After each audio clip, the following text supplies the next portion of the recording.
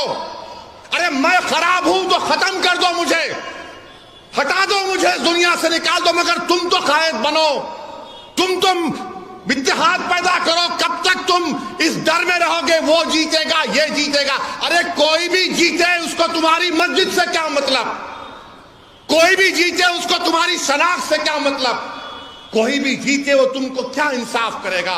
इंसाफ तुमको करना पड़ेगा अपने लिए, आने वाली नस्लों के लिए। मगर तुम ये सब पेश किया। नीतीश कुमार के पास सिर्फ 13 या 14 एमपी, कितने आसिम बखार? 13 है, 13 या 16, 13 हैं। अगर एमआईएम पार्टी के 3 एमपी होते, अख्तरुल ईमान और इम्तियाज जलील मेरे साथ होते, मोदी 10 बार सोचते थे ये बिल को लाए ना लाए, मगर आप थाली मार रहे हैं, आप लोग थाली मारते हैं। अगर हमारे 3 एमपी होते, वो कानून या वो बिल नहीं आता जिसके जरिए नरेंद्र मोदी उनकी सरकार वक्फ को खत्म करना चाहते हैं पूरे भारत में।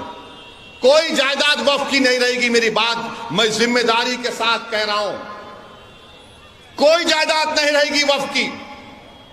कलेक्टर को इतना पावर दे दिया जाएगा कि कोई भी कलेक्टर के पास जाकर बोलेगा, ये कलेक्टर साहब ये जो यतीम खाना है, ये जो खानखा है, ये जो दरगाह है, ये जो मस्जिद है, ये वक्फ नहीं है।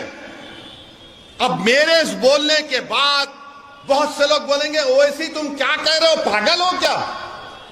कोई भी जाकर बोल देगा, अरे ये कानून में लिखा है, इस बिल में लिखा है, क्या लिखा है कि कोई भी रोड चलता आदमी जिसका वक्फ से कोई ताल्लुक नहीं होगा, वो जाकर कलेक्टर को बोलेगा इंक्वायरी ऑर्डर करो।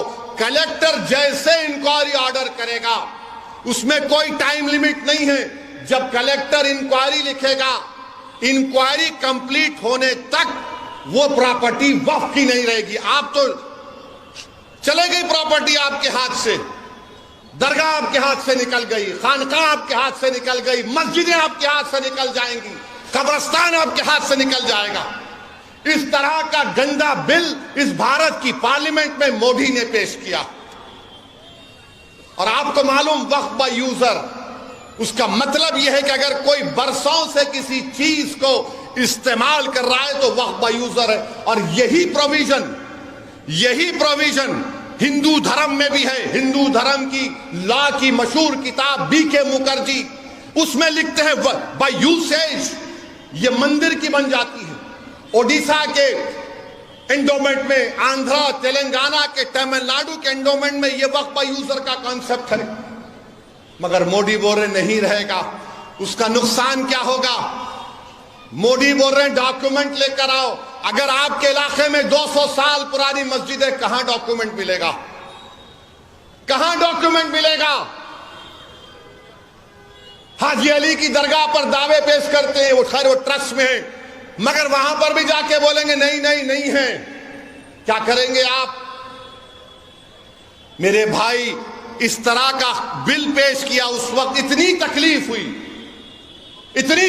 हुई कि मेरा रोंगटा पुकार कर कह रहा था कि क्या हो गया इन लोगों को जो 14.5 करोड़ है और 5 को नहीं जिता सकते। अपनी मस्जिद को बचाने के लिए, दरगाहों को बचाने के लिए, खानखाओं को बचाने के लिए तुम कब तक लड़ोगे? समझ रहे हो? नहीं, वो दूसरा ठाकरे है, ये अच्छा है। कौन क्या किए बताओ आपको? जब ये वक्फ का बिल पेश हो रहा था, उद्धव ठाकरे के पूरे एमपीज बाहर खड़े हुए थे, कोई लोग सभा में नहीं था। मुझे मोशन देना पड़ा इंट्रोडक्शन के खिलाफ। मेरे भाई जागो, मजलिस के लिए नहीं तो अपने लिए, अपनी नस्लों के लिए, अपनी शनाख्त के लिए जागो। तुम नहीं समझ रहे, तुम्हारी आवाज अगर असेंबली में नहीं होगी, तुम्हारी आवाज अगर कॉरपोरेशन में नहीं होगी, तुम्हारी आवाज जिला परिषद में नहीं होगी, पार्लियामेंट में नहीं होगी, तो कौन तुम्हारी आवाज उठा